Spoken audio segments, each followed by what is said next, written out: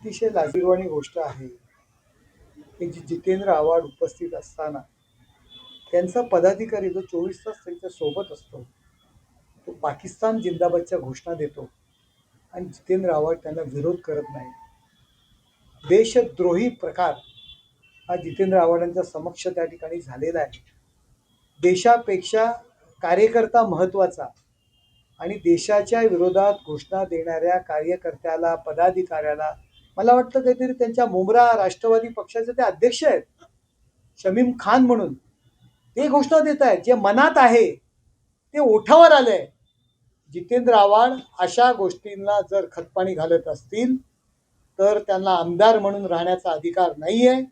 विधानसभेमध्ये देशप्रेमापोटी राज्यप्रेमापोटी त्यांनी जी शपथ घेतलेली आहे त्या शपथेचं उल्लंघन त्यांनी केलेलं आहे. जितेंद्र आव्हाड आणि तो जो काही त्यांचा जो पदाधिकारी आहे त्यांच्यावर कारवाई होणं गरजेचं आहे. ज्या ज्या ठिकाणी जितेंद्र आव्हाड जातील त्या त्या ठिकाणी लोकांनी त्यांचा निषेध करणं गरजेचं आहे. आणि मला लाज वाटते हे उबाटाचे जे नेते जितेंद्र आव्हाडांच्या मांडीला मांडी लावून बसतात, मोठ्या मोठ्या आघाडीच्या गप्पा मारतात, ते जितेंद्र आव्हाडांचा निषेध करू शकत नाही. जो आज व्हिडिओ समाज माध्यमांवरती फिरतोय त्या व्हिडिओच्या संदर्भात पोलिसांनी कार्यवाही करणे गरजेचं आहे.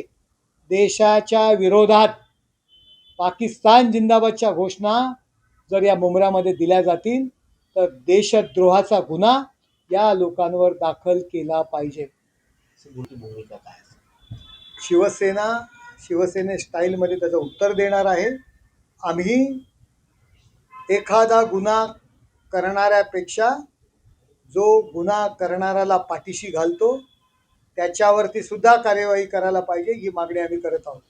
सर ठाणे बघा, प्रचंड प्रमाणात त्या रेल्वे स्टेशनवरती गर्दी असते.